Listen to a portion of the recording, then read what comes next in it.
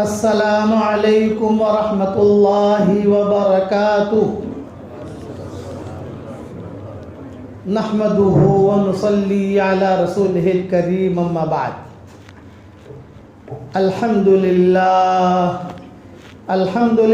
نحمدہ ونستعینہ ونستغفرہ ونؤمن بہ ونتوکل علیہ ونعوذ باللہ من شرور انفسنا ومن سیئات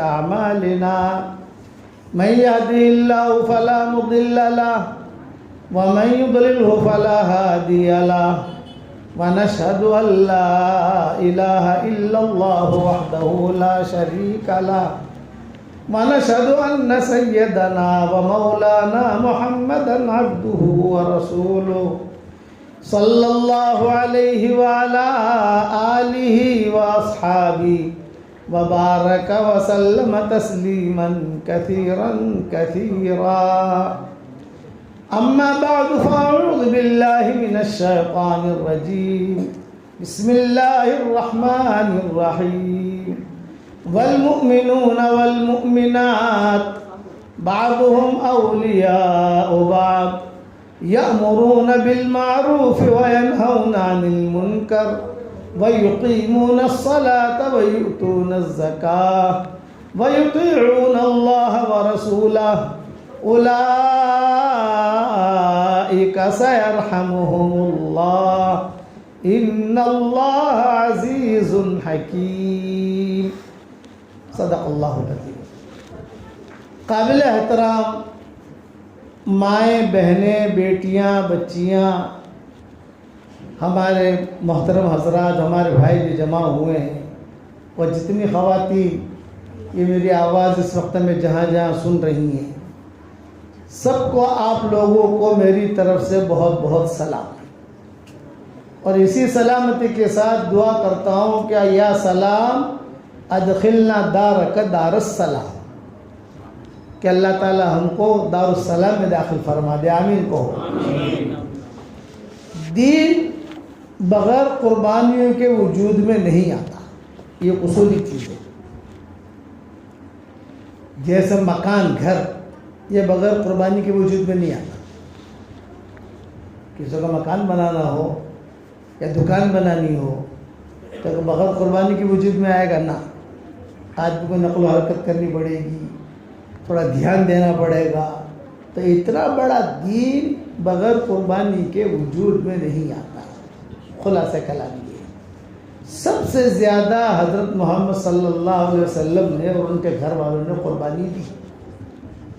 یہ خاندان قربانی دیتا ہے. میرے والد صاحب رحمۃ اللہ علیہ فرماتے تھے کہ بچے قربانی دیں گے تو بچوں کی دینداری وجود میں آئے گی، جوان قربانی دیں گے تو جوانوں کی دینداری وجود میں آئے گی، عورتیں قربانی دے گی تو عورتوں کی دینداری وجود میں آئے گی. یہ چیز وجود میں آئے گی. یہ چیزیں اچھا، قربانی کے اندر صرف یہ نہیں ہے کہ اپنا سر آدمی جو ہے دیوار کو مارے میں قربانی دے رہی ہوں، یہ نہیں. علم حاصل کرنا. کسی زمانے میں عورتیں بڑی بڑی عالمائیں ہوتی تھیں، بڑی بڑی. ان کے اورنگزیب کی جو بیٹی تھی زیب النساء، زبردست عالمہ تھی. اس زمانے میں جو فتاوی عالمگیری لکھی گئی ہے، تو فتاوی عالمگیری لکھنے کے لیے اورنگزیب نے 500 علماء بلائے تھے.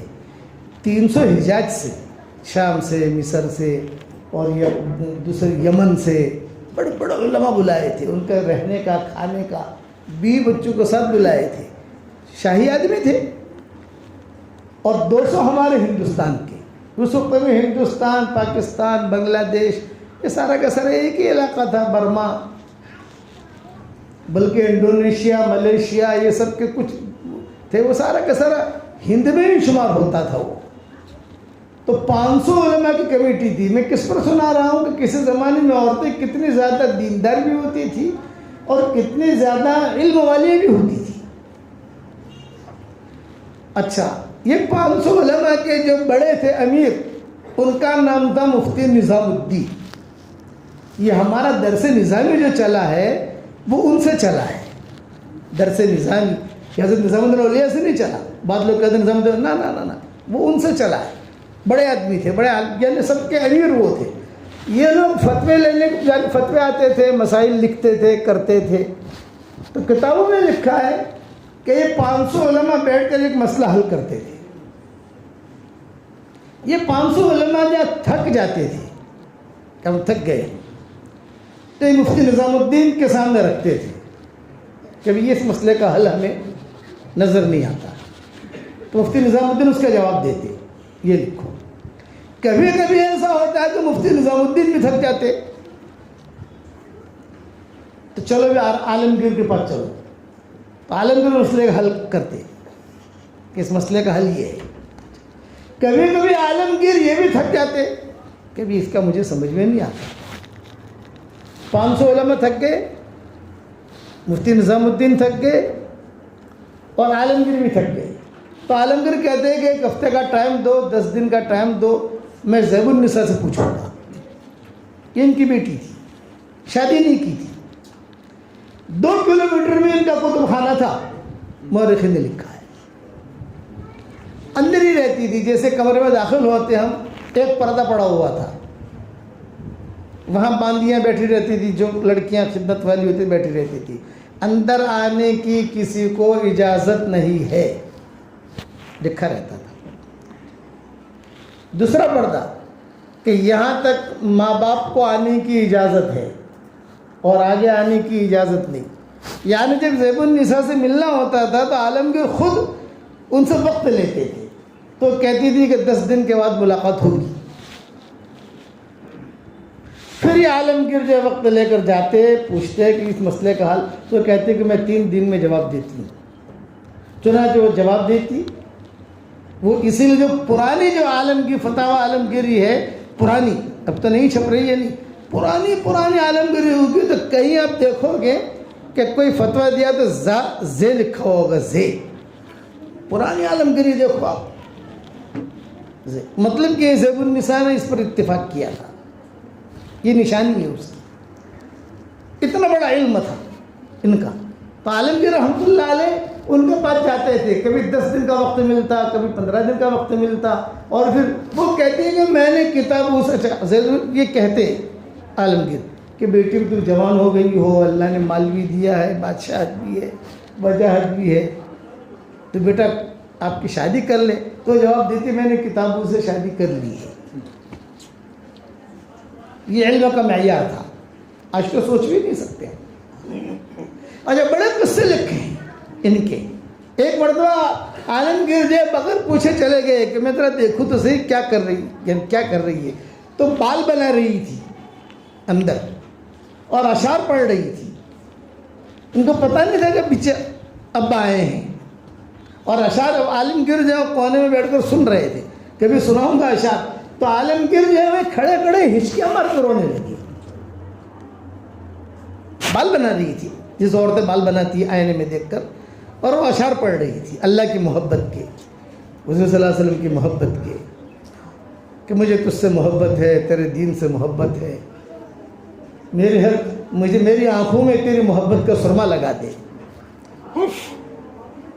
میرے دل کے محرابوں میں تیری معرفت کا نور کوٹ کوٹ کے بھر دے.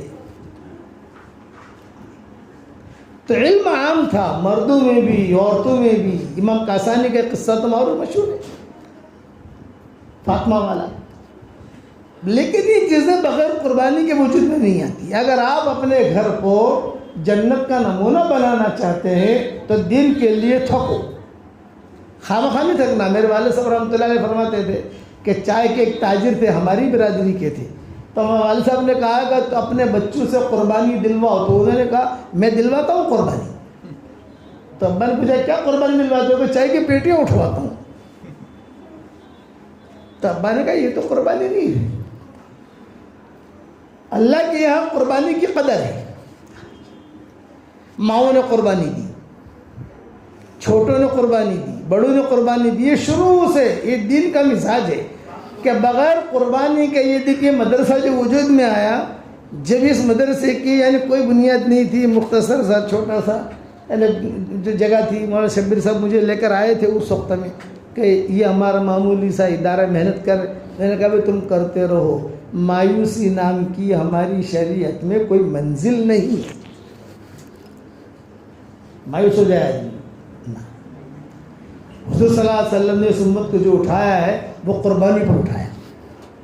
مدینہ منورہ میں آئے کچھ بھی نہیں, مکہ مکرمہ میں کہ کچھ بھی نہیں ہے, حالات پر حالات, حالات پر حالات, اتنے حالات آئے. یعنی ایک ہفتہ تو حضور کی زندگی کا ایسا گزرا کہ دو بڑے بڑے جھٹکے لگے حضور کو.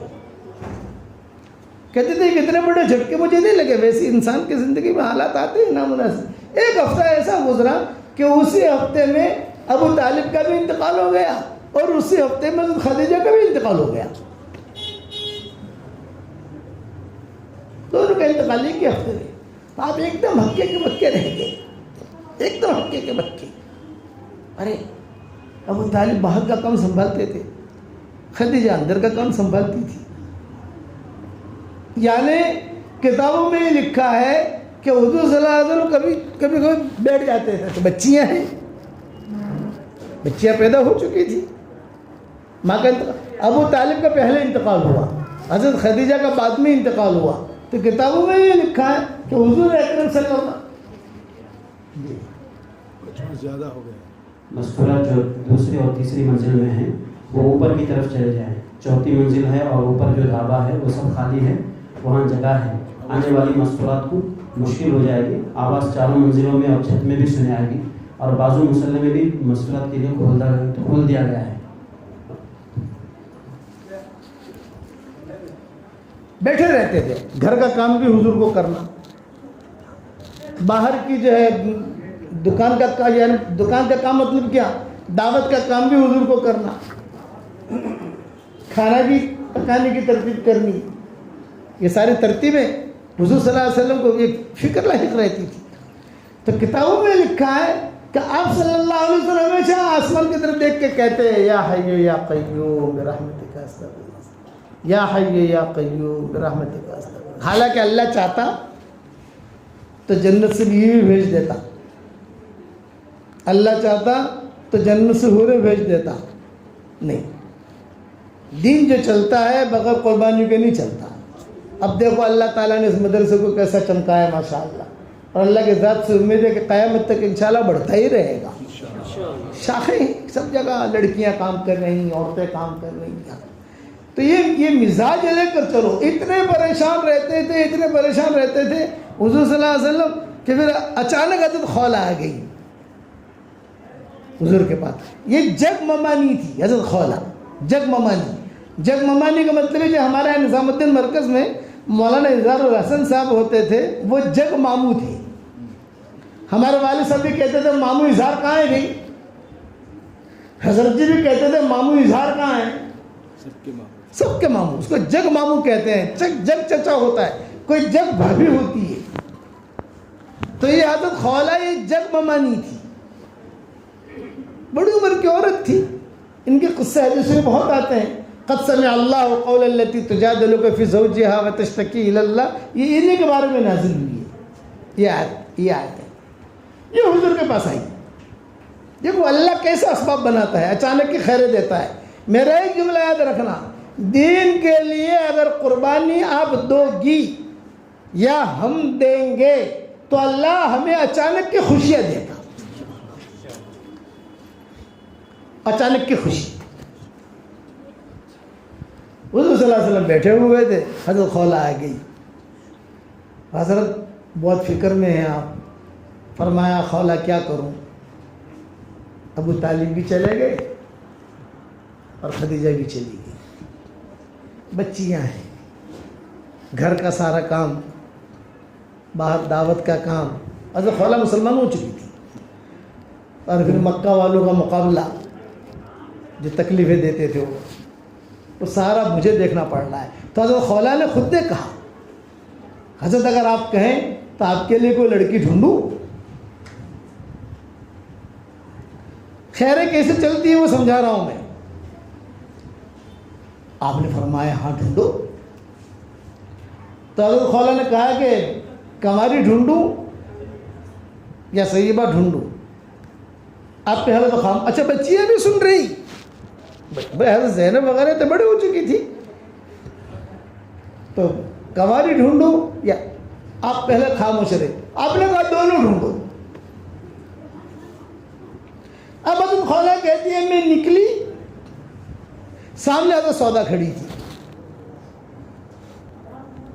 حضرت خولہ جو ہے کہا سودا ایک خوشخبری لے کر آئی ہوں. تو اللہ نظام چلا رہا ہے, سودا ایک خوشخبری لے کر آئی ہوں. کیا؟ کہ تیرا پیغام لے کر آئی ہوں. کس کے ساتھ؟ کہا حضور صلی اللہ علیہ وسلم کے ساتھ. ارے ہاں ماشاء اللہ بہت اچھا بہت اچھا, میں تیار ہوں, لیکن یہ کہ میرے باپ سے جا کے پوچھو, وہ بیٹھے ہیں بڑے میاں. ان کے والد جو تھے مسلمان نہیں ہوئے تھے, ان کے بھائی تھے عبداللہ ابن زمع, یہ بھی اس وقت مسلمان نہیں ہوئے تھے, بعد میں مسلمان ہوئے. وہ سامنے بیٹھے ہیں بڑے میاں, ان سے جا کر پوچھو. اور میں یہیں کھڑی کھڑی دیکھ رہی ہوں. شادی اور نکاح ایسی چیز ہے کہ آدمی جب سنتا ہے تو اس کے منہ میں, اگر پوتے کی بھی شادی ہو نا اور دادا بیٹھا ہو اور اس کا نکاح ہو رہا ہے تو دادے کے دل میں بھی راز ٹپکی کہ ارے یار میری مجلس ہوتی. ارے بنگلور والوں سمجھ میں آ رہی نہیں آ رہی. تو حضرت سودا کو بہت خوشی ہوئی, اور پھر حضرت سودا نے حضرت خولہ سے کہا وہ بڑے میاں بیٹھے ہیں, وہ تم جا. اچھا حقہ بقہ پیتے تھے اس دور میں, جیسے گھر کے باہر چارپائی لگی رہتی ہے اور بوڑھے لوگ بیٹھے رہتے ہیں. مکہ کو اتنا بڑا شہر تو تھا نہیں, تم جا کے بات کرو. حضرت سودا چلی, حضرت خولہ چلی. جب خولہ چلی تو حضرت سودا نے کہا خولہ خولہ خولہ خولہ خولہ بلایا, لیکن میرے باپ کے سامنے جا کر سلام مت کرنا, سلام کرو گی تو میرا نکاح نہیں ہوگا. لیکن مسلمانوں کے سلام سے بہت چڑھتے ہیں. اچھا تو کیا کہوں کہ جاہلیت والا سلام کرنا, یہ حضرت سودا نے سکھایا. خوشی ہو رہی ہے. اور تو کہ جاہلیت والا سلام کیا, کہ جاہلیت والا سلام گڈ مارننگ, یہ جاہلیت والا سلام ہے, صباح الخیر. یہ گڈ مارننگ کا جو جملہ ہے یہ جاہلیت والا سلام ہے. تم یہ کہنا.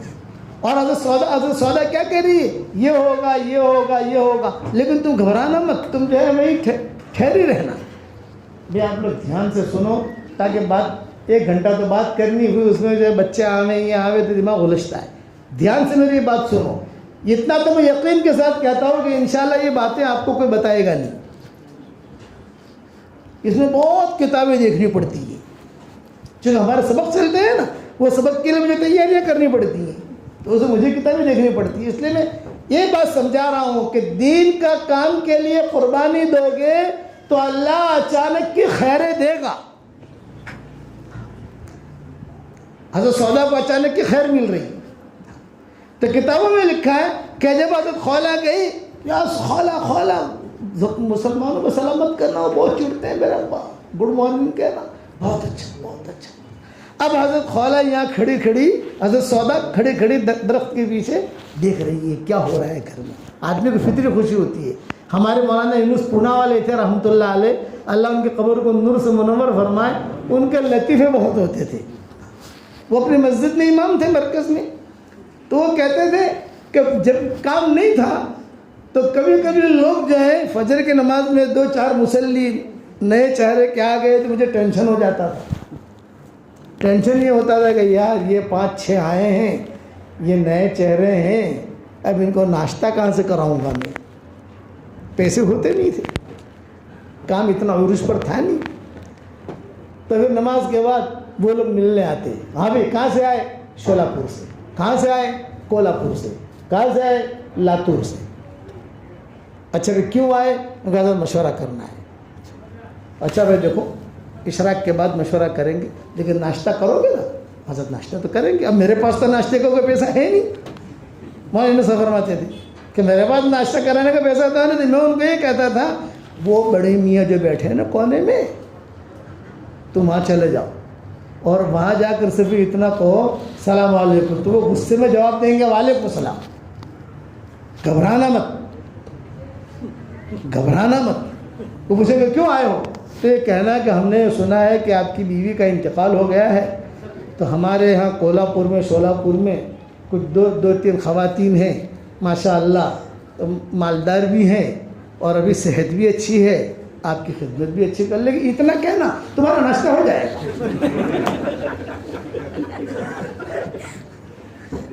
अच्छा, मौलाना यूनुस साहब एक कोने में और बड़े मियाँ दूसरे कोने में, और मौलाना यहाँ बैठे बैठे अपना मंजर देखते रहते थे। अब ये लोग जाते हैं सलाम वालेकुम, वालेकुम सलाम, गुस्से में क्यों आए हो आप लोग, कि हमने सुना है कि आपकी बीवी का इंतकाल हो गया, आपको ज़रूरत है बीवी की। तो शोलापुर में भी 2 खातून हैं, इनके यहाँ भी 3 खातून हैं और माशाअल्लाह सेहतमंद है वगैरह, तारीफ़ के जो पुल बांधते हैं ना, तो ये कि ये है ये, चुप रहो अभी इशराक का वक्त हो जाए, इशराक पढ़ लो, बाहर होटल में जाकर नाश्ता भी करते हैं और बात भी करते हैं। अब बाहर होटल में जाकर नाश्ता वाश्ता कर लिया और फिर जो मौलाना के पास आए थे, मौलाना ये बड़े मियाँ मौलाना के पास आते थे, ये कहते थे कि कितने लोग रोज़ाना आकर नाश्ता कर जाते हैं, कोई शादी तो कराता नहीं है। तो बाद में मौलाना ने कहा वो मैं ही बेचता था। ये फितरी खुशी होती है, तो हज़रत सौदा को फितरी खुशी थी, खड़ी खड़ी देख रही थी क्या जवाब दे रही। हज़रत खौला गई, अब अचानक की खैरें मिल रही हैं, दीन के लिए कुर्बानियाँ देंगे हम तो अल्लाह हमें अचानक की खैरें देगा और अचानक के शर से अल्लाह हमें बचाएगा। लेकिन कुर्बानियाँ दो, जान लगाओ, माल लगाओ, थको, रो, जो हमारी आपा लुलू करती थी। देखो ये उनकी फिक्र है। हमने सुना 2 जोड़ी कपड़ा होता था इनके पास, 2 जोड़ी कपड़ा, और जब बहुत पोसदा हो जाता तो कहते कि मेरे लिए एक जोड़ा बना दो। कितनी बड़ी चीज़ है ये, तो सलफ सालेहात की एक निशानी थी। अल्लाह इनकी कब्र को नूर से मुनव्वर फरमाए। अब जब वहाँ गई तो हज़रत खौला ने कहा कि चलो गुड मॉर्निंग, सबाह अल खैर, हाँ आ जाओ खौला। अच्छा, सब जानते थे हज़रत खौला को, आओ बैठो बैठो बैठो, कैसा आना हुआ? उनका सौदा का रिश्ता लेकर आई हूँ। अच्छा, कौन है? देखा मोहम्मद, अल्लाह के नबी नहीं कहा, मोहम्मद इब्न अब्दुल्लाह इब्न अब्दुल मुत्तलिब, इनकी बीवी खदीजा का इंतकाल हो गया है, बच्चियाँ भी है। हाँ हाँ, शरीफ लड़का है, अच्छा है, लेकिन ज़रा सौदा से पूछ लो। देखो वो तो मैं पूछ के आई हूँ, बहुत अच्छा। ये बातें हो रही हैं, हज़रत सौदा दूर से खड़े खड़े देख रही और ये बातें हो रही हैं। इतने में अब्दुल्लाह इब्न ज़मा आए, ये इनके भाई थे हज़रत सौदा के। क्या बातें हो रही हैं? ये कहे सौदा का रिश्ता लेकर आया। को कौन? कि मोहम्मद इब्न अब्दुल्लाह इब्न अब्दुल मुत्तलिब। नहीं मैं तैयार नहीं हूँ, मैं तैयार नहीं हूँ, नहीं, वहाँ मेरी बहन नहीं जाएगी, वहाँ मेरी बहन नहीं जाएगी। अब ये देख रहे हैं, कौन देख रहे हैं? सौदा देख रही है वहाँ से, वहाँ मेरी बहन नहीं जाएगी, कि वहाँ मेरी बहन नहीं जाएगी। उनके वालिद ने कहा कि अरे बेटा तू बोलने वाला कौन है? बहन तैयार है, मैं तैयार हूँ, तेरी माँ तैयार है। तो उसने ऐसा गुस्सा किया अब्दुल्लाह बिन ज़मा ने कि सारा सामान घर से बाहर निकाल कर फेंकना शुरू कर दिया, सारा सामान तोड़ फोड़। हज़रत सौदा देख रही थी, खुद आई हज़रत सौदा, अब्बा क्या हो रहा है घर में? ये तो कहा बेटा तेरा रिश्ता आया है और ये मना कर रहा है। तो हज़रत सौदा ने गुस्से में कहा मैं तैयार हूँ, तो बोलने वाला कौन है? ये बाद में चलकर सहाबी बने। जब सहाबी बने तो बहुत रोते थे। अब्दुल्लाह बिन ज़मा बाद में चलकर सहाबी बने। जब सहाबी बने तो बहुत रोते थे। कोई कहता भी क्यों रोते हो? बोले वो जो मैंने किया उस पर मुझे रोना आता है कि मैंने ऐसा क्यों किया। हुज़ूर सल्लल्लाहु अलैहि वसल्लम के साथ निकाह हो गया। अच्छा, हज़रत सौदा के मिजाज में ज़राफ़त थी। बेंगलोर वाले पता नहीं समझते कि ज़राफ़त को समझते हो, हंसाना करना, ये किनके मिजाज में थी? हुज़ूर सल्लल्लाहु अलैहि वसल्लम को बहुत हंसाती थी, बच्चियों को बहुत हंसाती थी। तो सारी बच्चियाँ इनसे मिल गई। हज़रत सौदा के हंसाने के किस्से में रिवायत में बहुत आते हैं। यानी कभी कभी हुज़ूर सल्लल्लाहु अलैहि वसल्लम खाते करते तो कोई चुटकुला छोड़ देती तो हुज़ूर भी एकदम से मुस्कुरा देते। कभी कभी खाने के कुछ दाने जो है वो भी बाहर भी आ जाते, यानी ऐसे कुछ चुटकुला छोड़ती। इनको कुछ اشعار کچھ قصے پرانے زمانے کے بوڑھوں کے وہ یاد تھے، تو ذرا پھٹتی کتابوں میں لکھا ہے. تو یہ بچیاں بالکل مل گئی حضور صلی اللہ علیہ وسلم کے ساتھ، یہ حضرت سودا کے ساتھ. حضرت خولہ پھر آئی، آتی جاتی رہتی تھی، بھئی کیسا چل رہا ہے گھر کا نظام، کیا حال چال ہے؟ ہاں بہت اچھا ہے. اب کھانا کھا رہے تھے اور خود آ گئی. اب دیکھو خیر ہے، میرا جملہ یاد رکھنا، دین کے لیے قربانیاں دو گے تو اچانک کی خیریں اللہ دے گا اور اچانک کے شر سے اللہ بچائے گا. کھانا کھا رہے اتنے میں حضور صلی اللہ علیہ وسلم جو ہے ایک موڑ میں تھے کھاتے کھاتے، اور حضرت سودا بھی ہیں، بچیاں بھی ہیں. تو حضور نے کھاتے کھاتے کہا ارے خالہ تمہارا ہمارا وعدہ ہوا تھا تم نے پورا کیا نہیں. حضرت خالہ نے کہا کون سا وعدہ؟ نے کہا بھائی میں نے کہا تھا 2 بیویاں ڈھونڈو، ایک کنواری اور ایک سیبہ. تو سیبہ تو آ گئی، کنواری کہاں ہے؟ یہ حضور نے پوچھا. تو حضرت خالہ نے کہا اس کا بھی انتظام کر کے آئی ہوں. اب باتیں ہو رہی ہیں. حضرت خالہ نے جب یہ سنا تو حضرت خالہ نے حضرت سودا نے جب یہ سنا کہ یہ دوسری شادی کی بات ہو رہی ہے تو فوراً منہ پر ایک اثر ہوا کہ ارے یہ کیا بات چل رہی ہے. اتنے میں حضور نے پوچھا کہاں انتظام کیا ہے تم نے میرا؟ حضرت خالہ سے پوچھ رہے حضور صلی اللہ علیہ وسلم. حضرت سودا سن رہی ہے، بچیاں سن رہی ہیں. تو حضرت خالہ نے کہا آپ کے بھائی کی بیٹی، یہ جملہ کہا. آپ نے فرمایا میرا بھائی؟ کون میرا بھائی؟ یہ کہ ابو بکر کی بیٹی. ہاں ابو بکر کی بیٹی. ابو بکر کی 2 بیٹیاں ہیں، ایک عائشہ ہے ایک اسماء ہے. کون سی بیٹی؟ یہ کہ عائشہ. تو آپ نے فرمایا ارے واہ، عائشہ کے ساتھ میرا نکاح کیسے ہوگا؟ بھائی عائشہ کے ساتھ میرا نکاح کیسے ہوگا؟ یہ باتیں ہو رہی ہیں. اس کے تو منگنی ہو چکی ہے متن کے یہاں. متن ایک سخی آدمی تھا. متن حضور صلی اللہ علیہ وسلم کہتے تھے، بدر میں حضور نے اعلان کیا تھا آج اگر متن زندہ ہوتا تو اس کے سفارش پر سارے مشرکین مکہ کو میں معاف کر دیتا. یہ جملہ حضور نے بدر میں کہا تھا، کیونکہ طائف سے واپسی پر کسی نے ساتھ نہیں دیا تھا، وہ متن نے ساتھ دیا تھا اور کسی نے ساتھ نہیں دیا. کہ حضور طائف چلے گئے تو مکہ والوں نے بارڈر لگا دی، اب یہ آدمی مکہ میں نہیں آئے گا. طائف والوں نے نکال دیا تو طائف والوں نے بارڈر لگا دی کہ یہ آدمی طائف میں نہیں آئے گا. تو حضور بھی بیچ میں رہے. آپ سمجھ گئے نا، گھر مکہ سے نکلے تو مکہ والوں نے بارڈر لگا دی، بس اب یہ آدمی مکہ میں نہیں آئے گا، ہم سے الگ ہو گیا. اور وہاں سے طائف والوں نے نکالا تو حضور پہاڑوں میں رہتے تھے. اب کون پناہ دے؟ تو یہ متم نے پناہ دی. کہا میں، آپ میرے ساتھ چلو. یہ احسان حضور کو یاد تھا. تو حضور نے کہا کہ آج اگر متم زندہ ہوتا تو اس کے سفارش پر میں جو ہے پورے مکہ والوں کو، مشرکین مکہ کو معاف کر دیتا. یہ متم کے بیٹے کے ساتھ منگنی ہوئی تھی حضرت عائشہ کی، متم کے بیٹے کے ساتھ. تو حضور نے فرمایا اس کی تو منگنی ہو چکی ہے، کسی جگہ منگنی ہو گئی ہو تو اپنی بات نہیں رکھنی چاہیے. تو حضرت خولہ نے کہا کہ حضرت آپ دعا فرمائیے، میں ساری ترتیب کر کے آئی ہوں. تو آپ نے ایک جملہ کہا، ہاں یہ کام تو عورتوں کا ہی ہے،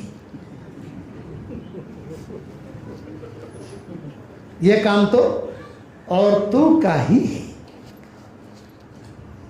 اب حضرت خولہ باہر نکلی، ابو بکر کھڑے تھے. یہ خیریں، دین کے لیے قربانیاں دو گے، اچانک کی خیریں اللہ دے گا اور اچانک کے شر سے اللہ بچائے گا. یہ جملہ اتنا یاد رکھنا.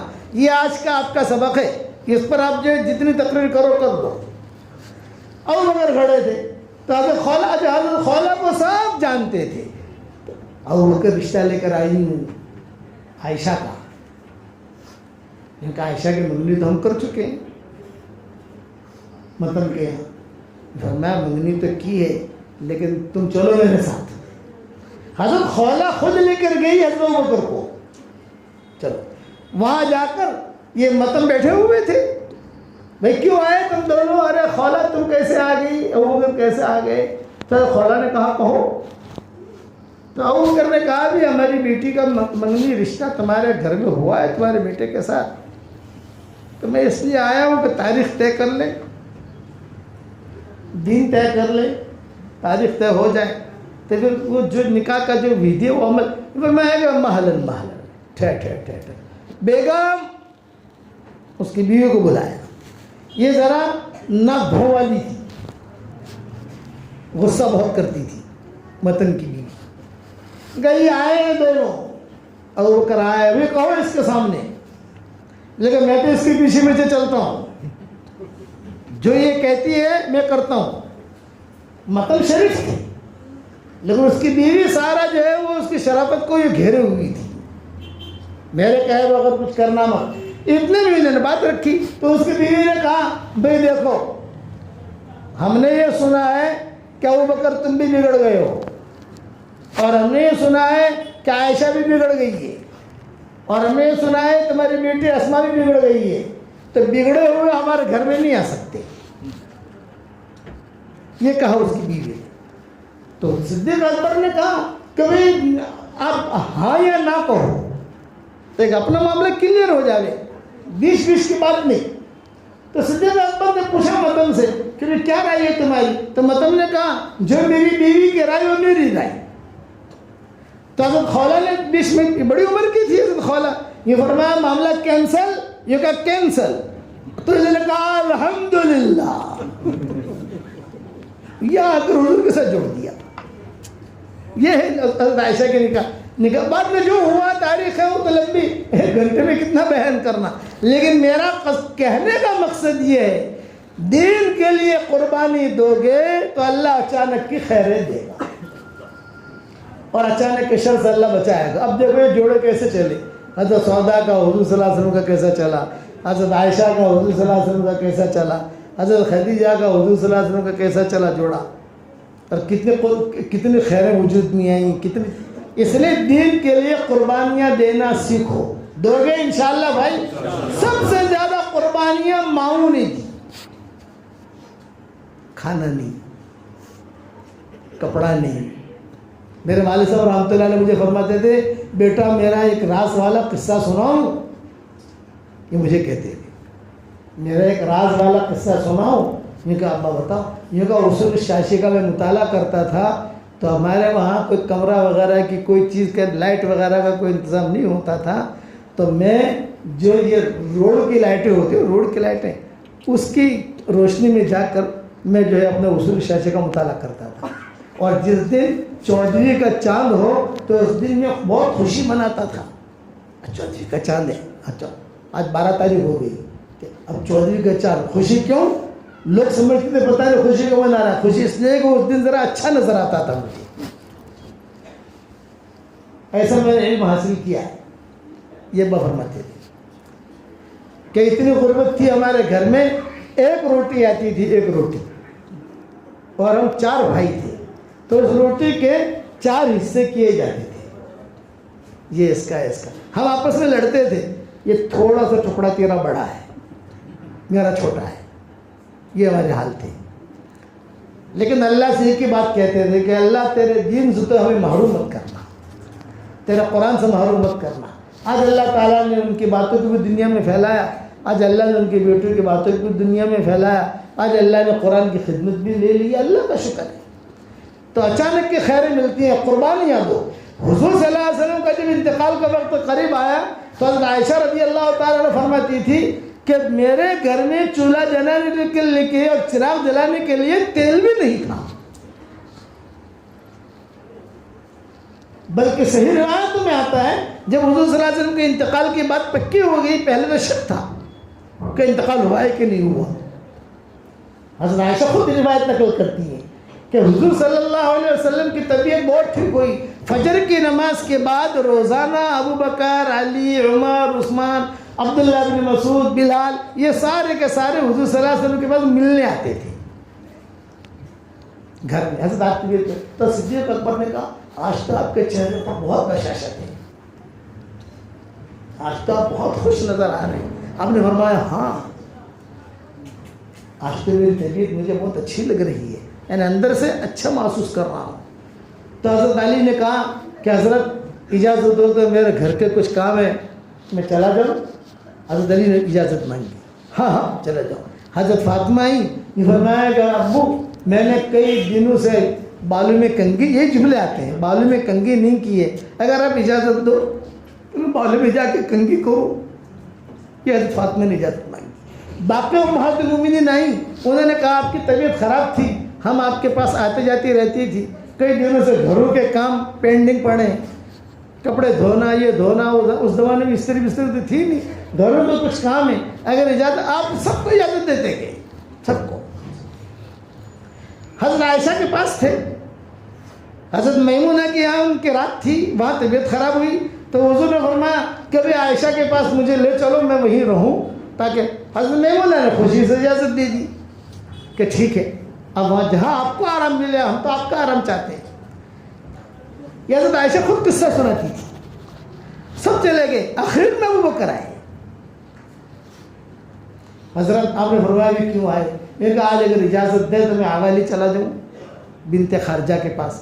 2 بیویاں تھیں, کیا رہتی تھی, ایک آوالی میں رہتی تھی, بنت خارجہ نام تھا اس کا. اگر اجازت دے تو میں وہاں چلا جاؤں. آپ نے فرمایا ہاں ہاں, آج تو میری طبیعت اچھی ہے, فکر مت کرو. سب چلے گئے, اب حضرت عمر اکیلے رہ گئے. یعنی سب اجازت. حضرت عمر نے کہا کہ مجھے ٹینشن تھا, میں نے کہا میں نہیں جاؤں گا, میں یہی رہوں گا, میں جانے والا نہیں ہے. حضرت عمر نہیں گئے.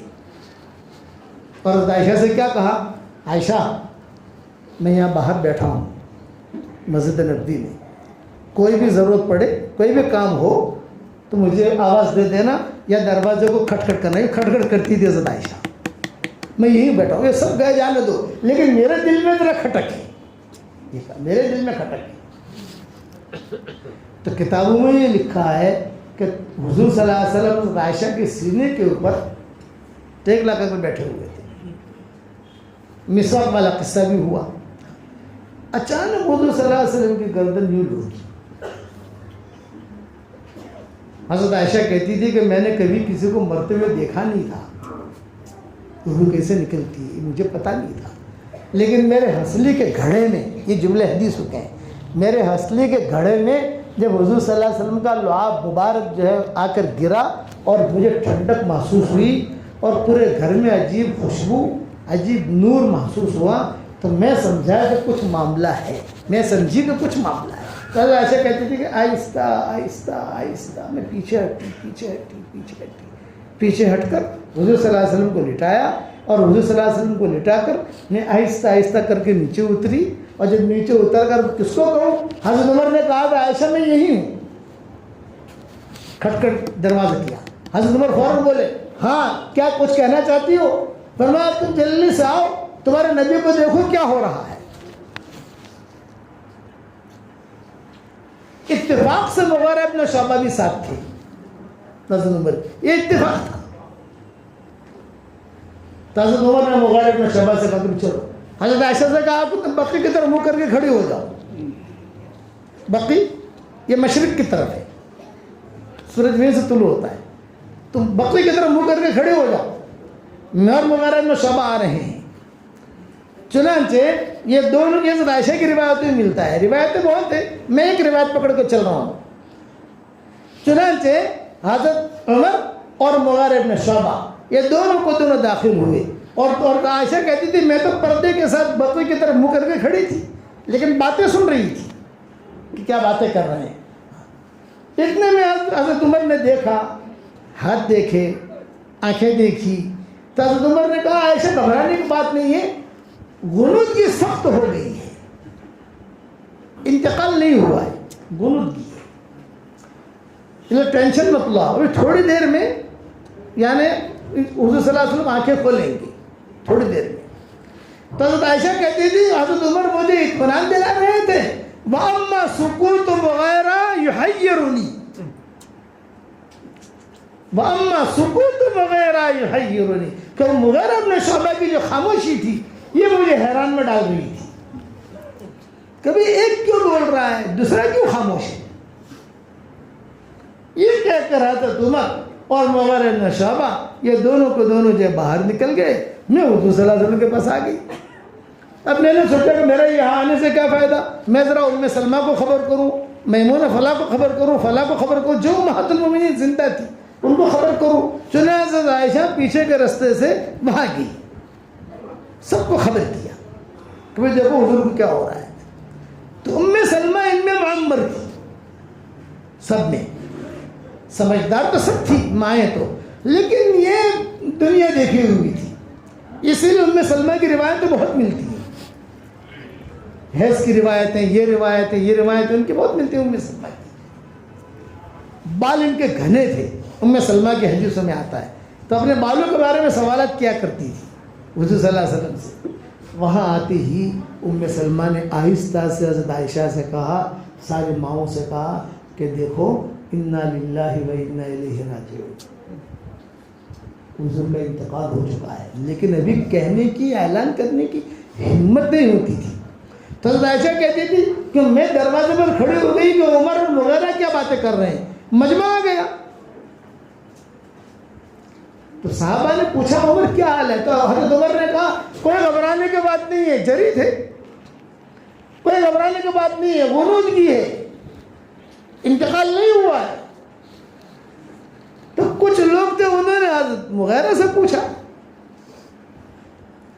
میں تمہاری کیا رائے ہے؟ تو مغیرہ بن شعبہ نے کھل کر کہا میں جو سمجھا ہوں صحیح سمجھا ہوں، عمر جو سمجھے ہیں وہ غلط سمجھے ہیں، اور میں یہ سمجھا ہوں کہ حضور اللہ کو پیارے ہو گئے۔ سب سے پہلے مردوں میں اعلان کرنے والے مغیرہ بن شعبہ ہے، میں جو سمجھا ہوں صحیح سمجھا ہوں، عمر غلط سمجھے۔ اس پر حضرت عمر کو غصہ آیا۔ کسی نے بھی اگر کہا کہ حضور کا انتقال، وہ اپنا انتقال سمجھ لے۔ یہ حضرت عمر دروازے پر تلوار لے کر کھڑے ہو گئے نا، یہ قصہ تھا۔ تو مغیرہ بن شعبہ دب گئے، اس لیے دبے کہ میں اتنے بڑے آدمی کے سامنے میں کیا بولوں، میں خبر کرو، کس کو خبر کرو، ابو بکر کو خبر کرو، بڑے بھائی تھے۔ یہاں سے حضرت فاطمہ بھی آ گئی، کتابوں میں لکھا ہے حضرت فاطمہ چہرہ دیکھ کر کھڑی رونے لگی، کتابوں میں لکھا ہے، منظر لکھا ہے کہ حضور کا ہاتھ پکڑی تھی، اور ایک جملہ کہتے ہیں ابو میں جب بھی آتی تھی آپ مجھے پیار کر کے بلا لیتے تھے، اب خاموش کیوں ہیں؟ اور حضرت ام سلمہ یہ کہتی تھی عظم اللہ اجر کی، اللہ تیرا اجر بڑھائے، یہ اللہ کو انک میت و انہم میتون، یہ آیتیں پڑھتی تھی ام سلمہ، انک میت و انہم میتون، آپ بھی دنیا سے جائیں گے، یہ بھی دنیا سے جائیں گے۔ اتنے میں ابو بکر آ گئے، مسجد نبوی بھری ہوئی، اور حضرت عمر جو ہے تلوار لے کر دروازے پر کھڑے ہیں، حضرت عائشہ کے دروازے پر۔ کیوں؟ اگر کوئی نہ کہے حضور کا انتقال ہوا ہے، کسی نے کہا حضور کا انتقال، وہ اپنا انتقال سمجھ لے۔ صدیق اکبر جب آئے، حضرت عمر سرخ چہرہ اور ننگی تلوار، صدیق اکبر نے آ کر کہا عمر کیا ہوا، آپ اتنے جذبات میں کیوں ہیں؟ سب کھڑے ہیں صحابہ۔ تو حضرت عمر نے صاف جملے میں کہا یہ مغیرہ ابن شعبہ یہ کہہ رہا ہے کہ حضور کا انتقال ہو گیا ہے، مجھے غصہ آ گیا ہے، آج اب اگر اس کی زبان سے جملہ نکلا تو میں اس کو گردن اڑا دوں گا۔ حضور کا انتقال نہیں ہوا، تو صدیق اکبر نے جواب کیا دیا، حکیمانہ جواب، اچھا چلو آپ کہہ رہے ہو، وغیرہ کہہ رہے ہیں کہ انتقال ہو گیا، آپ کہہ رہے ہو انتقال نہیں ہوا ہے، تو میں جا کے تو دیکھ لوں۔ تو صدیق اکبر نے کہا میں ابو بکر ہوں، اندر آنا چاہ رہا ہوں تاکہ مائیں ہٹ جائیں۔ حضرت عائشہ سے تو کہ پردے کا مسئلہ ہی نہیں ہے، حضرت فاطمہ سے کہ پردے کا مسئلہ ہی نہیں ہے، باقی امہات المومنین جو تھی وہ چلے گئے، ابو بکر آئے اندر۔ ابو بکر خود کہتے تھے جب میں نے اپنا داہنا قدم یوں اندر رکھا تو رکھتے ہی ایسا نور، ایسی خوشبو میں نے دیکھی کہ میں خود سمجھ گیا کہ حضور کا انتقال ہو گیا، اور سب سے پہلے جملہ کہا الصلاۃ والسلام علیک یا رسول اللہ، سب سے پہلے صلاۃ والسلام پڑھنے والے ابو بکر۔ اور اشارے سے حضرت عائشہ سے کہا، حضرت فاطمہ سے کہا، یعنی تم دوسرے کمرے میں چلے جاؤ، تمہارے جو کپڑے وغیرہ ہوں جو ہوں وہ لے لو. اب صرف وہ حضور ہے ابو بکر ہے اور کوئی نہیں. یہ تاریخ کی کتابوں میں لکھا ہے دونوں. تو صدیق اکبر نے حضور صلی اللہ علیہ وسلم کا ہاتھ لیا اور ہاتھ لے کر بوسہ دیا اور پورے بدن پر حضور صلی اللہ علیہ وسلم کے جو ہاتھ پھیرتے رہے. آخر میں جو ہے پیشانی کو بوسہ دیا. پیشانی پر پسینہ تھا. یہ سعادت مندی کی علامت ہوتی ہے، یاد رکھنا. کسی کا انتقال ہو جائے اور پیشانی پر بوسہ ہو مطلب جنتی ہے. پیشانی پر پسینہ ہے، وہ سب پیشانی پر پسینہ ہے، سمجھ لو کہ جنتی. پیشانی سب کو پسینہ صاف کیا، بوسہ دیا اور ایک جملہ کہا، طبت حیب و میتا، طبت حیب و میتا. دنیا میں رہنا بھی آپ کو مبارک، دنیا سے جانا بھی آپ کو مبارک. پھر ایک بات کہی، وہ سننے جیسی ہے. ایک بات کہی، حضرت یہ تو میں یقین کرتا ہوں کہ آپ دنیا سے چلے گئے ہیں، لیکن ایک درخواست ہے. حضور سے باتیں کر رہے ہیں، حضور کا تو انتقال ہو چکا ہے. ایک جملہ کہا، یہ یقین ہے مجھے کہ آپ دنیا سے تشریف لے. باہر سارا مجمع انتظار کر رہا ہے، یہاں عورتیں دیکھ رہی ہیں، امہات المومنین، مدینہ کی عورتیں بھی آ گئیں. اور حضرت صدیق اکبر نے ایک جملہ کہا کہ حضرت یہ تو یقین ہے کہ آپ دنیا سے رخصت ہو چکے ہیں، لیکن ایک درخواست ہے میری، صرف ایک درخواست، وہ یہ کہ آپ بڑے کے دربار میں پہنچ گئے ہیں. بڑے کے دربار میں پہنچ کر ہم غریبوں کو بھول مت جانا. یہ جملہ کہا. اب بڑے کے دربار میں پہنچ گئے ہیں، بڑا بڑے کے دربار میں آ گیا، لیکن ہم تو غریب لوگ، ہمیں بھول مت جانا. یہ جملہ کہا، اس پر جبریل آئے ہیں اور صدیق اکبر کا ہاتھ پکڑ کر یہ کہا کہ یہ تو اللہ کو پیارے ہو گئے ہیں، باہر والا معاملہ سنبھالو. پھر صدیق اکبر جو ہے وہ نکلے اور حضرت عمر سے کہا یہ تلوار جو ہے باہر پھینکو. اور پھر آئے، سارا مجمع کو جمع کیا. الصلاۃ جامعہ، الصلاۃ جامعہ، الصلاۃ جامعہ، یہ اعلان ہوا. اس زمانے میں اعلان ہوتا تھا، جمع ہوتا. پھر صدیق اکبر نے جو ہے سب لوگوں کو جمع کیا، قرآن شریف کی آیت پڑھی، وَمَا كَانَ مُحَمَّدٌ إِلَّا وَمَا مُحَمَّدٌ إِلَّا رَسُولٌ قَدْ خَلَتْ مِن قَبْلِهِ الرُّسُلُ أَفَإِن مَّاتَ أَوْ قُتِلَ انقلبتم عَلَىٰ أَعْقَابِكُمْ وَمَن يَنقَلِبْ عَلَىٰ عَقِبَيْهِ فَلَن يَضُرَّ اللَّهَ شَيْئًا وَسَيَجْزِي اللَّهُ الشَّاكِرِينَ. حضرت عمر کہتے تھے جب میں نے یہ آیت سنی تو مجھے پتا چلا کہ اوہو یہ آیت آج کے دن کے لیے اتری تھی. اب یہ بھی متفق ہو گئی. حالات پر حالات. میرا ایک جملہ یاد رکھنا، دین کے لیے قربانیاں دو گے، اچانک کی خیر اللہ دے گا اور اچانک کی شر سے اللہ بچائے گا. سارا مدینہ پریشان، کیا کریں. میں نے ایک مرتبہ کتابیں لکھنے کا، پڑھنے کا، میں نے گننا شروع کیا، 25 نامناسب حالات آئے ہیں حضور کے انتقال پر. جب پکا یقین ہو گیا کہ حضور کا انتقال ہو گیا تو حضرت عائشہ نے صدیق اکبر کو ملوایا. ابا ایک راز کی بات کرنا چاہتی ہوں، راز کی بات.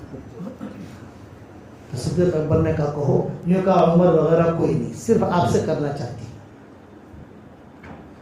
اور کوئی نہیں. صدیق اکبر نے کونے میں لے جا کر بیٹا کہو کیا کہنا. تو روتی جاتی تھی حضرت عائشہ. حضور علی بستر پر ہی ہے. یوں کہا کچھ دنوں پہلے ہم نے حضور سے درخواست کی تھی کہ بھائی گھر میں کھانے کے لیے کچھ نہیں ہے تو کہیں سے آپ کو جو یا گیہوں اس کا انتظام کریں. تو حضور صلی اللہ علیہ وسلم نے فلاں یہودی کے یہاں سے انتظام کیا تھا اور اپنی زرہ وغیرہ رکھوائی تھی. یہ سن کر صدیق اکبر بہت ہو گئی. یہ اللہ کے نبی آج ہمارے گھر میں مال کی کتنی فراوانی ہے، کتنا کھانا ہے. صدیق صدیق اکبر نے ایک دو آدمیوں کو طے کیا بھائی جاؤ یہ چیز واپس کرو، اور واپس کر کے جو ہے یہودی کے پاس سے حضور لیتے تھے. تو کتنا مورخین نے مفسرین نے لکھا ہے بھائی یہودی کے پاس لینے کی ضرورت کیا تھی جب ساتھی تھے. تو اس کا جواب یہ لکھا ہے کہ حضور ان کے ساتھ اخلاق والا معاملہ کرنا چاہتے تھے تاکہ وہ اخلاق دیکھ کر مسلمان ہو جائیں. یہ حضرت عائشہ نے کہا کہ ابو ایک راز کی بات یہ ہے کہ وہاں سے لائے ہیں، جو وغیرہ تو ہے ہمارے گھر میں، لیکن مسئلہ یہ ہے کہ تو صدیق اکبر نے یہ انتظام کیا. حضرت فاطمہ رضی اللہ عنہ سب سے زیادہ فکر میں حضرت فاطمہ رہتی تھی، ہاں روتی رہتی تھی. جب تک حضور صلی اللہ علیہ وسلم کو دفن نہیں کیا گیا تب تک حضور حضرت فاطمہ جو ہے وہ غمگین بیٹھے تھے. حضرت علی آتے تھے کہتے تھے فاطمہ خاموش کیوں ہو؟ اب بولنے کے مزے چلے گئے، کچھ کیا کہیں.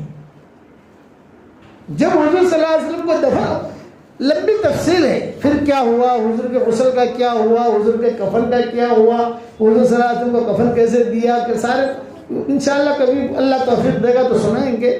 لیکن جب حضور صلی اللہ علیہ وسلم کا وصال ہو گیا اور سارا معاملہ حل ہو گیا، قبیلے یعنی عمارت کا مسئلہ بھی حل ہو گیا، صدیق اکبر امیر بھی بن گئے، سارے کے سارے مسئلے مسائل حل ہو کر قابو میں چیز آ گئی، تو حضرت فاطمہ جو ہے یہ دور سے کھڑے رہ کر حضور کی قبر کو دیکھتی رہتی تھی.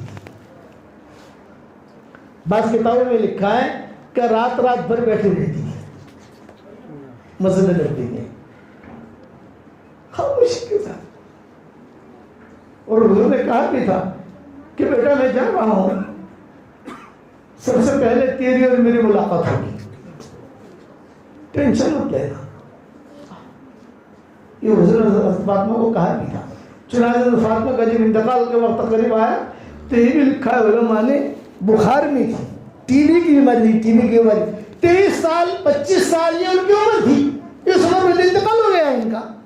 بعض علماء نے 28 سال لکھی ہے، بعض نے 25 سال لکھی ہے. کپڑے دھو رہی تھی بخار میں، ام سلمہ آئی، ارے فاطمہ اتنا بخار ہے کپڑے دھو رہی. یہ کہا امی جان اب میں جا رہی ہوں. میں علی حسن حسین ان کے لیے جو ہے کھانا تیار کر رہی ہوں، ان کے کپڑے دھو رہی ہوں.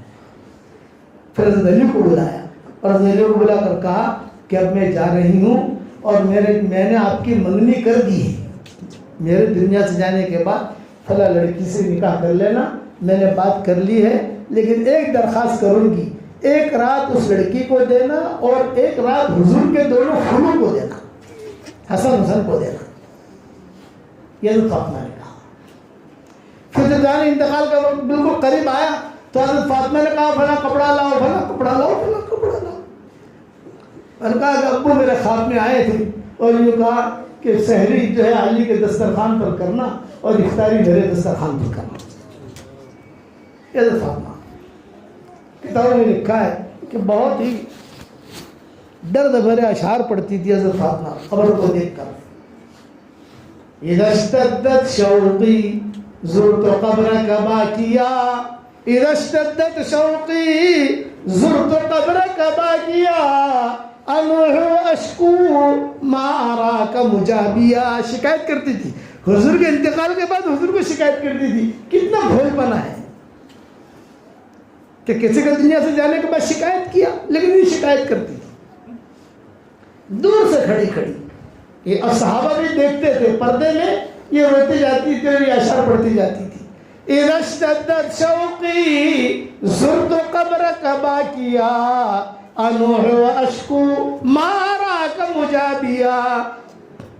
پیارے ابو جی جب آپ کی زیارت کا شوق ہوتا ہے مجھے تو میں دور سے کھڑے کھڑے روتے ہوئے قبر کو دیکھتی ہوں، لیکن مجھے ایک شکایت ہے آپ سے. پہلے میں آتی تھی تو کھڑے ہو کر آپ کہتے تھے ارے فاطمہ آ جا آ جا آ جا، فاطمہ آ گئی فاطمہ آ گئی فاطمہ آ گئی، بٹھاتے تھے. اب میں کھڑے کھڑے رو رہی ہوں، قبر دیکھ رہی ہوں، آپ کو جواب ہی نہیں دیتے.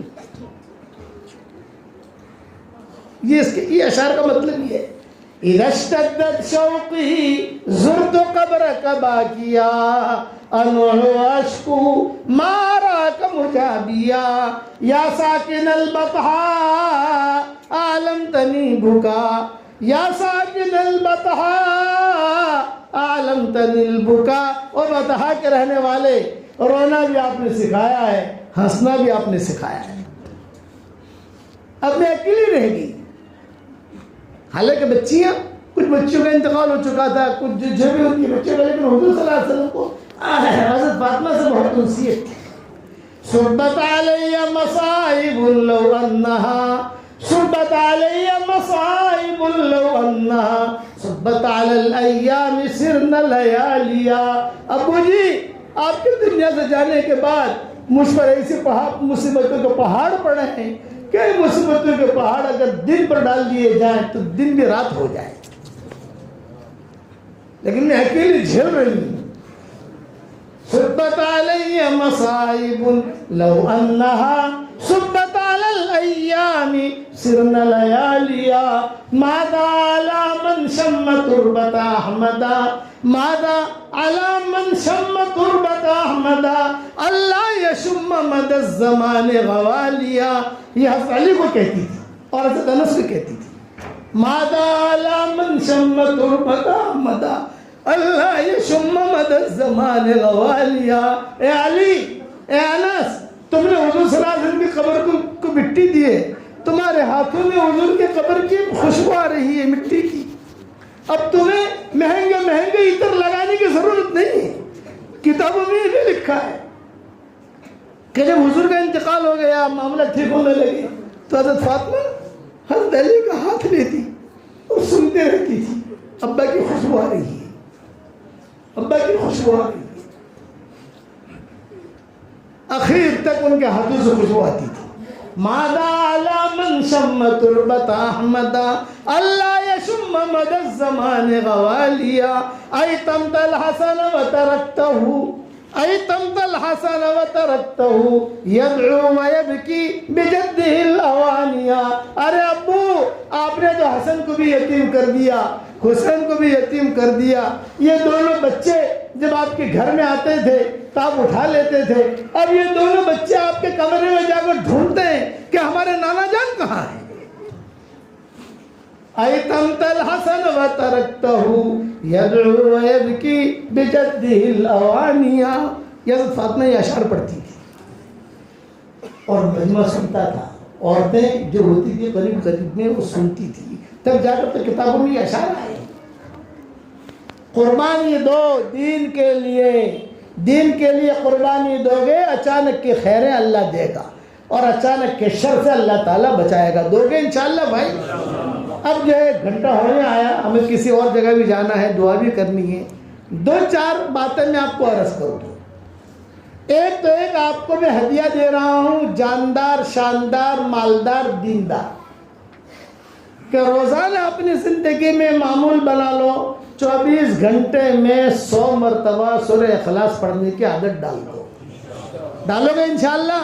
اس کے بعد جو دعا مانگو گے اللہ آپ کی دعا قبول کرے گا. کون کون پڑھے گا انشاءاللہ؟ واہ واہ. ایک بات یہ. دوسری، عورتیں بھی نیت کر لیں، بس ایام کے دن میں نہیں پڑھنا ہے. ہر مرتبہ بسم اللہ الرحمن الرحیم پڑھنے کی ضرورت نہیں ہے. بسم اللہ الرحمن الرحیم پڑھو تو ٹھیک ہے، نہ پڑھو تو ٹھیک ہے. کھانا جب شروع کرتے ہیں تو ایک مرتبہ بسم اللہ الرحمن الرحیم پڑھتے ہیں. ہر لقمے پر بسم اللہ الرحمن الرحیم نہیں پڑھتے. ہر لقمے پر بسم اللہ الرحمن الرحیم اگر پڑھیں گے تو کھائیں گے کیا؟ ایک ہدیہ ہے 100 مرتبہ سورہ اخلاص، ٹھیک ہے؟ 24 گھنٹے میں پورا کرو. آسان طریقہ یہ ہے، ہر فرض نماز کے بعد، سنتوں کے بعد، نفلوں کے بعد 20 مرتبہ پڑھ لو تو 5 نمازیں ہوتی ہے، 100 مرتبہ ہو گیا. دوسرا ہدیہ، آج کل ہمارا سبق چل رہا ہے زنا سے بچیے، اس کے پارٹ چل رہے ہیں. تو کل ہی میں نے سبق ریکارڈ کرایا ہے، تو میں وہ آپ کو بتا رہا ہوں کہ زنا سے حفاظت کا ایک بہت ہی اہم نسخہ ہے جو فقہاء اور علماء نے لکھا ہے. بھئی بچہ جب پیدا ہوتا ہے تو داہنے کان میں اذان، سب کو معلوم ہے، بائیں کان میں اقامت، سب کو معلوم ہے. یہ تو صحیح حدیثوں میں آتا ہے، اس کا تو کوئی انکار نہیں کر سکتا. لیکن بعض علماء نے لکھا ہے کہ اس کے بعد اگر ایک مرتبہ اس لڑکا یا لڑکی کے کان میں ایک مرتبہ سورہ اخلاص پڑھ لی جائے تو انشاءاللہ اس کی برکت سے اس کے مرتے دم تک کبھی بھی وہ زنا نہیں کرے گا، کبھی وہ زنا نہیں کرے گا. اللہ اس کے دل کو زنا سے بچا لے گا، اس کے شرمگاہ کے اللہ حفاظت کرے گا. یہ چونکہ کل ہی میں نے ریکارڈ کرایا ہے، آج رات کو ریلے ہوگا یہ سبق. یہ بنگلور کی برکت ہے، اس میں نے حوالے بھی دے دیے ہیں. یہ ابو داؤد ایک حدیث شریف کی کتاب ہے، بڑی کتاب ہے، اس کی شرح ہے در الممدود جو مولانا عاقل صاحب نے لکھی ہے. اس کے نیچے انہوں نے یہ حوالے میں لکھا ہے، کیونکہ بڑے عالم انہوں نے پھر اندر کے حوالے بھی دے دیے. کل امیجز بنا کر انشاءاللہ یہ مضمون بھی روانہ ہو جائے گا ساری دنیا میں. یہ 2 ہدیے ہو گئے. تیسرا ہدیہ، عشاء کی نماز کے بعد، سنتوں کے بعد، نفلوں کے بعد، جو آپ نے نفل پڑھتا ہے، ویتر کے بعد، یعنی ویتر سے اس کا تعلق نہیں ہے، سنت سے اس کا تعلق نہیں ہے، 4 رکعت اگر کوئی پڑھے مرد یا عورت، شرط صرف اتنی ہے کہ ایک سلام کے ساتھ پڑھے. شرط اتنی، ایک سلام کے ساتھ. کتنے رکعت ہے بھائی؟ 4 رکعت. تو اس کو اللہ اتنا ثواب دے گا کہ جیسے شب قدر میں اس نے یہ نمازیں پڑھی ہیں. مسند احمد کی روایت ہے اور یہ روایت صحیح ہے. وہ آپ نے سنا ہوگا کہ وتر کے بعد یہ پڑھو یہ بازت یہ سب غلط باتیں ہیں. یہ اللہ کہتا ہوں. وہ سنا ہوگا کہ میسج چلا تھا دنیا بھر کے اندر کہ وتر کے بعد اتنا پڑھ لو حضرت فاطمہ وہ ضرور، یہ سب غلط ہے، موضوعات ہیں. یہ جو میں کہہ رہا ہوں یہ بالکل صحیح بات ہے مسند احمد کی. صحابہ کہتے تھے، آپس میں ایک دوسرے کو پوچھتے تھے. عبداللہ ابن عباس، عبداللہ ابن مسعود کیا کہتے تھے؟ ارے بھائی وہ شب قدر والی پڑھ لی کہ نہیں پڑھ لی؟ ارے بھول گیا. تو حضور صلی اللہ علیہ وسلم فرماتے تھے کہ جو 4 رکعت یہ پڑھے گا اس کو اتنا ثواب ملے گا جیسے شب قدر میں 4 رکعت پڑھی. اور اس حدیث کی جتنے راوی ہیں سارے کے سارے بخاری کی شرط پر صحیح ہیں. صحیح علی شرط بخاری مسلم.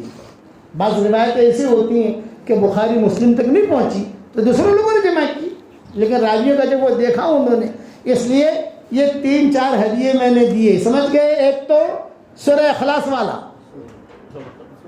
100 مرتبہ، دوسرا سورہ اخلاص بچے کے کان میں، جس کے بچے کے کان میں جب بچہ پیدا ہو اس کی عادت ڈالو. کوئی پڑھنے میں کوئی حرج نہیں ہے، لیکن حدیث کہہ کر مت کہنا. اس لیے میں نے کہا تجارب الصالحین، کیونکہ یہ بچے کی اذان کا جہاں موقع آئے گا کہ بچہ پیدا ہو تو اذان دو، اقامت کو، اسی کے نیچے یہ شرح کے اندر یہ جملے لکھے ہیں مورخین فقہاء نے مفسرین. اور تیسرا ہے 4 رکعت. اس کا وتر سے تعلق نہیں، اس کا تہجد سے تعلق نہیں، اس کا سنتوں سے تعلق نہیں. عشاء کی نماز کے بعد 4 رکعت شرط ایک ہے. کیا شرط ہے بھائی؟ ایک سلام کے ساتھ پڑھنی ہے بس. تو حضور صلی اللہ علیہ وسلم فرماتے تھے کہ یہ شب قدر میں پڑھی اتنا ثواب ملے گا. اور صحابہ کا معمول تھا کہ مسجد نبوی میں ایک دوسرے کو یاد دلاتے تھے. عبداللہ بن مسعود، عبداللہ بن عباس وغیرہ، عبداللہ بن عمر، بھائی وہ 4 رکعت پڑھ لی تم نے؟ ارے بھول گیا، پڑھ لیتا ہوں. کرو گے انشاءاللہ؟ اچھا، چوتھی بات، جو مجھے اپنی دعاؤں میں یاد رکھتا ہے میں اس کے لیے روزانہ دعا کرتا ہوں. تو مجھے اپنی دعا میں یاد رکھو گے انشاءاللہ. 5ویں بات، گھروں میں تعلیم کرو. بچوں کو پڑھانے کا فکر کرو. قرآن شریف سے دوستی رکھو.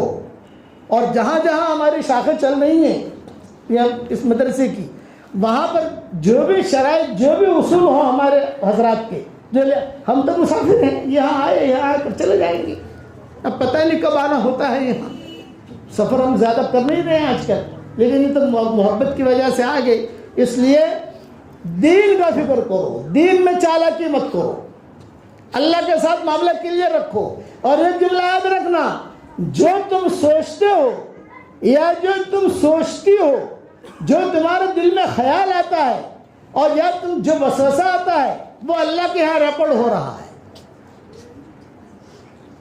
سب اللہ کو بتایا کیا سوچ رہی ہے کیا سوچ رہا ہے. صحیح سوچو. اللہ تعالیٰ اور دعوت کا کام چل رہا ہے ہمارا. دعوت کے کام میں لوگوں مشورے کے ساتھ لوگوں. سلطان شاہ میں پروگرام ہوتا ہے. دوسرے ہمارے مراکز کھل گئے ہیں یہاں, نام تو مجھے یاد نہیں. وہاں جاؤ جو بھی تنظیم میں ہو, دعوت کے کام سے منسلک رہو. سب دعوت کے کام میں لگو گے انشاءاللہ. سب چلہ میں دو گے انشاءاللہ. ہاں مستورات بھی جانے وہ تو والمؤمنون والمؤمنات بعضهم اولیاء بعض یأمرون بالمعروف وینہون عن المنکر. یہ سب کے لیے کرو گے بھائی. جی بچے کا قدمہ قرآن آؤ جلدی آ جاؤ, دیر ہو رہی. پڑھ لو پڑھو. اوپر بیٹھ جاؤ, اوپر بیٹھ. یہاں آ جاؤ بیٹا.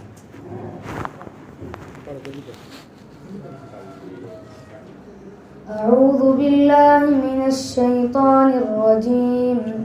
بسم الله الرحمن الرحيم.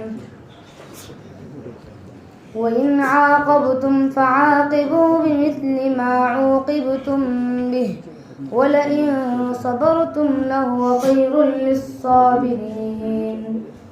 واصبر وما صبرك إلا بالله ولا تحزن عليهم ولا تك في ضيق مما يمكرون. إن الله مع الذين اتقوا والذين هم محسنون. صدق الله العظيم. جی ایک سلام کے ساتھ وہ جو نماز پڑھنے کی بتائی گئی کچھ الجھن سی ہے عام لوگوں. کیا بولو. کیا وہ آخری میں جو 4 رکعت پڑھ کر کے سلام پھیری جاتی ہے ایسا ہے یا ایک سلام کون سا سلام کے ساتھ کیا ہو گیا سر بتاؤ, میں سمجھا نہیں کیا کہنا. طریقہ پوچھ رہے. ایک سلام کا مطلب یہ 4 رکعت پڑھنی ہے اور اس میں 2 رکعت کر کے نہیں پڑھنی, ایک ساتھ پڑھنی ہے. نیت تو جو کرو گے اللہ جانتا ہے, فکر مت کرو. حضور کی بتائی ہوئی بتاؤ, حضور نے جو بتائی ہوئی تو بھی ہو جائے گی. کوئی پڑھ سکتے ہیں, ٹھیک ہے, دعا کر لیں اللہ. لیکن یہ بات بتا دوں میں آپ کو, پہلے بہت واٹس ایپ چلا تھا کہ حضرت فاطمہ کو حضور نے یہ کہا تو میں نے مستقل اس کی تحقیق کی بڑے بڑے علماء سے. بس اب بیٹھ جاؤ آپ لوگ. تو وہ چیز جو ہے صحیح نہیں ہے. یہ جو میں کہہ رہا ہوں یہ صحیح ہے, اس کے حوالے بھی صحیح ہے. اللہم صلی علی محمد وعلی آل محمد کما صلیت علی ابراہیم وعلی آل ابراہیم انک حمید مجید. اللہم لک الحمد کلو ولک المن کلو ولک الشکر کلو ولک الخلق کلو ولک الفضل کلو وإلیک یرجع الامر کلو وإلیک یصعد الکلم الطیب کلو. اللہم لک الحمد بالاسلام لك الحمد بالإيمان لك الحمد بالقرآن لك الحمد حتى ترضى لك الحمد إذا رضيت لك الحمد بعد الرضا. اللهم آت نفوسنا تقواها وزكها أنت خير من زكاها أنت وليها ومولاها. اللهم الطف بنا في تيسير كل عسير فإن تيسير كل عسير عليك يسير. ونسألك اليسر والمعافاة الدائمة في الدين والدنيا والآخرة. يا حنان يا منان يا حنان يا منان أدخلنا الجنة من بابك باب الريان. اللهم إنا نسألك الفوز في يوم القضاء ونزل الشهداء وعيش السعداء والنصر على الأعداء ومرافقة الأنبياء يا ذا المن والعطاء يا سميع الدعاء يا رافع السماء. اللهم إنا نسألك من كل خير خزائنه بيدك ونعوذ بك من كل شر خزائنه بيدك. اللهم إنا نعوذ بك من زوال نعمتك وتحول عافيتك وفجاءة نقمتك ومن جميع سخطك.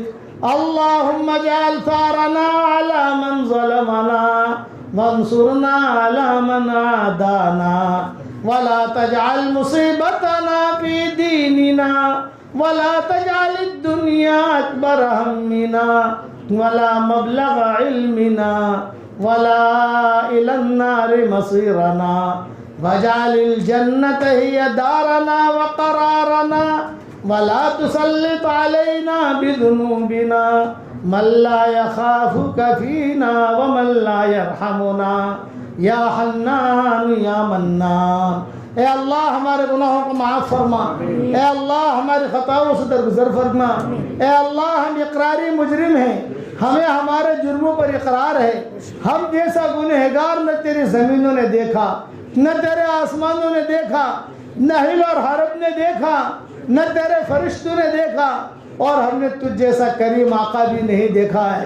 ہم گناہ کرتے رہے تو ہمیں روزے دیتا رہا، ہم گناہ کرتے رہے تو ہمیں مال و منال دیتا رہا، ہم گناہ کرتے رہے تو ہمیں نماز پڑھنے کی توفیق دیتا رہا۔ جہاں اتنا کرم فرمایا ہے ایک کرم اور فرما دیجئے، جتنا مجمع آمین کہہ رہا ہے اور یا ہماری اس دعا پر جب بھی آمین کہی جائے، ہم سب کی اور ان سب کی قیامت تک کے آنے والی نسلوں کو تو قبول فرما۔ اے اللہ آپا لولو کی مغفرت فرما، ان کے درجات کو بلند فرما، ان کی ہڈی ہڈی کو جنت نصیب فرما، ان کی ہڈی ہڈی کو جنت نصیب فرما، پیچھے رہنے والوں کو صبر جمیل عطا فرما، اور ان کے جیسے ہمیں خلیفائیں بہت عطا فرما۔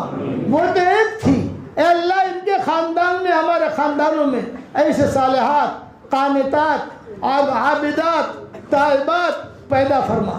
اے اللہ جس کرم سے آپ نے ہمیں یہاں جمع کیا ہے، اسی تیرے کرم سے جنت الفردوس میں، تیرے نبی کے پڑوس میں، قیامت تک کے آنے والی ہماری نسلوں کے ساتھ تو ہم سب کو جمع فرما دے۔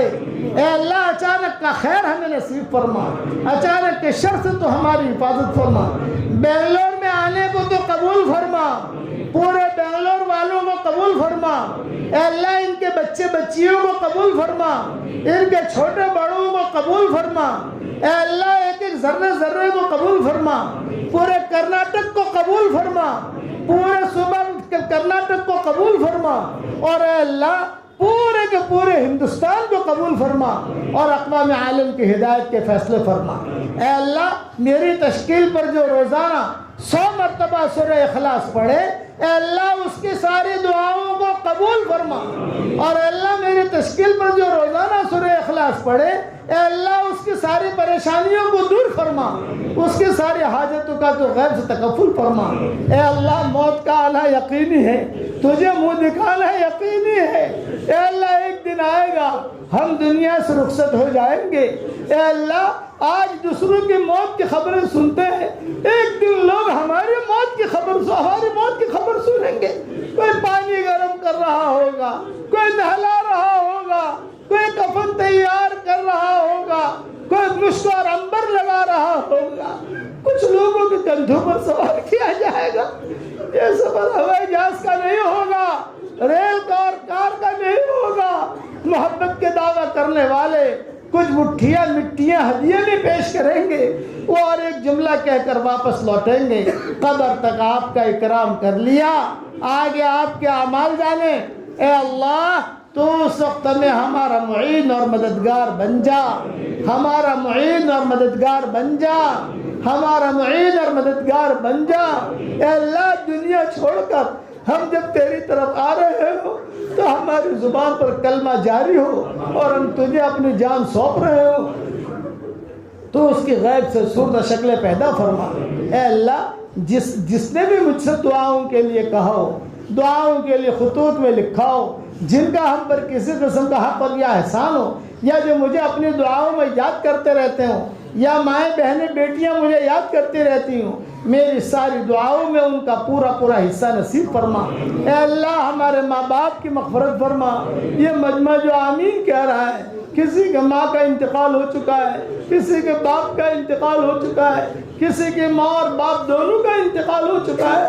اے اللہ ان کی قبروں کو تو نور سے منور فرما، ان کے درجات کو بلند فرما، کروٹو انہیں آرام نصیب فرما، ان کی ہڈی ہڈی کو جنت نصیب فرما، ان کی ہڈی ہڈی کو جنت نصیب فرما، ان کے اے اللہ ماں باپ ہمارا بہت خیال کرتے تھے.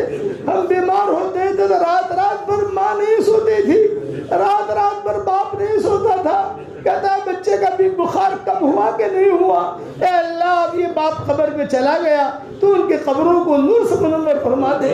اے اللہ ایک دن آپ کو ہم چہرہ دکھائیں گے, جب ہم تجھے اپنا چہرہ دکھائیں تو ہم سے خوش ہو, ہم تجھ سے خوش ہو.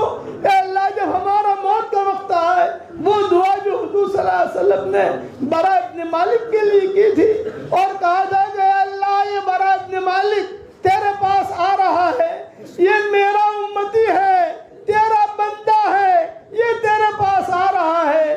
جب یہ تیرے پاس آئے تو اس کے ہنسنے سے پہلے تو ہنس کر اس کی ملاقات کر رہا ہو. اللہ وہ دعا آپ نے قبول کی تھی, یہ دعا تو ہم سب کے لیے قبول فرما, ہم سب کے لیے قبول فرما. ہمیں خالی ہاتھ واپس نہ لوٹا.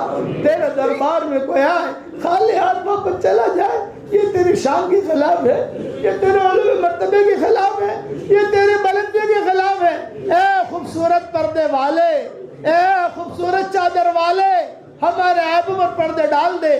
ہمیں مصطفین الاخیار میں شامل فرما دے, ہمیں مصطفین الاخیار میں شامل فرما دے, ہمیں مصطفین الاخیار میں شامل فرما دے, ہمیں مخلصین میں شامل فرما, ہمیں مخلصین میں شامل فرما, ہمیں تیرے نیک بندے میں شامل فرما.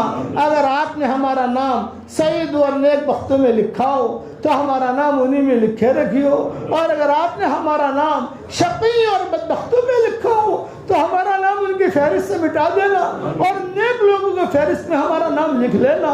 لکھنا بھی آپ کا کام ہے, مٹانا بھی آپ کا کام ہے, لوح و قلم بھی آپ کے پاس ہے. اے اللہ اس مبارک مجلس میں سعادہ میں تو ہم سب کا نام لکھ لے. اے اللہ جہنم کے پیٹھوں کے اوپر سے ہمارا ناموں کو مٹا دے, اور جنت الفردوس کے دروازوں پر ہمارے ناموں کو لکھ لے. تیرے نزدیک کوئی مشکل نہیں ہے, تیرا کوئی پارٹنر نہیں ہے, تجھے کسی سے پوچھنے کی ضرورت نہیں ہے. اے اللہ تو ہم سب کو قبول فرما. اس مجلس میں سفید بال والے بوڑھے بھی ہیں, نوجوان عبادت گزار بھی ہیں, معصوم بچے بچیاں بھی ہیں. اگر یہی مجمع بنگلور کے کسی کریم اور شریف کے دروازے پر چلا جائے, 1 روپے کی بھیک مانگے, اے اللہ اس کے لیے روپیہ دینا جتنا آسان ہے اس سے زیادہ تیرے لیے ہدایت کا دینا آسان ہے. اے اللہ ہمارے جھولیوں کو ہدایت سے بھر دے. اے اللہ جتنے مسلمانوں کی قبریں یہاں ہیں اور جتنے قبرستان والے ہیں ان سب کی قبروں کو تو نور سے منور فرما. اے اللہ ان کے درجات کو بلند فرما. اے اللہ ہمیں مانگنا نہیں آتا مگر تجھے دینا تو آتا ہے, اپنے کرم سے عطا فرما, اپنے فضل سے عطا فرما. اے اللہ اس وقت سے لے کر قیامت تک جتنے تیری مخلوق آئے ان کی جو حاجتیں ہوں ان حاجتوں کا تو غیب سے تکفل فرما, اور ان کی جو پریشانیاں ہوں ان کی پریشانیوں کو تو دور فرما, اور سب کی تو ہدایت کے فیصلے فرما. جن کے لڑکے اور لڑکیاں شادی کے لائق ہیں, غیر شادی شدہ ہیں, بہترین جوڑوں کا ان کے لیے انتظام فرما. جو بے اولاد ہیں نیک صالح اولاد انہیں نصیب فرما. جن کا اولاد تو ہے مگر نافرمان ہے, ان کے نافرمان اولاد کو فرما بردار بنا دے. اور جس کے دل میں جو جائز مراد ہو آپ جانتے ہیں, آپ کی بندیاں جانتی ہیں, آپ جانتے ہیں, آپ کے بندے جانتے ہیں, ان سب کی جائز مرادوں کو پوری فرما کر اس میں خیر کی شکلیں اور صورتیں پیدا فرما. جو مانگا وہ عطا فرما, مانگنے سے رہ گیا وہ عطا فرما, اور اپنے فضل و کرم سے ہماری ساری دعاؤں کو قبول فرما. سبحان ربنا رب العزت عما یصفون وسلام علی المرسلین والحمد للہ رب العالمین. ایک اعلان سن لو, ایک میں مصافحہ نہیں کروں گا, ایک بات. دوسری بات یہ کہ میں سلام کروں گا, سلام کا جواب دے دینا, 2 باتیں. تیسری بات یہ کہ یہ جو 4 رکعت والی بات جو میں نے بتائی ہے یہ صحیح حدیثوں میں ہے. ایک بات, اگر کسی نے کچھ سنا ہو وتر والی بات, حضرت فاطمہ والی دعا وہ پڑھ رہا ہو تو حدیث سمجھ کر نہ پڑھے, حضور صلی اللہ علیہ وسلم کی طرف غلط منسوب نہ کرے. جو آدمی حضور صلی اللہ علیہ وسلم کی طرف غلط منسوب کرے گا تو وہ اپنا ٹھکانہ جہنم میں بنا لے. چونکہ میرے پاس سوالات بہت آتے ہیں, اس سوال پر میں نے PhD کی. حضرت وہ یہ ये हमारी जो आवाम समझी है एक सलाम का मतलब एक तरफ सलाम फेरने को समझी है। हाँ नहीं, एक सलाम का मतलब सलाम तो फेरना है दोनों तरफ। हाँ अरे यार बेंगलोर वाले इतने सीधा साधा हो यार,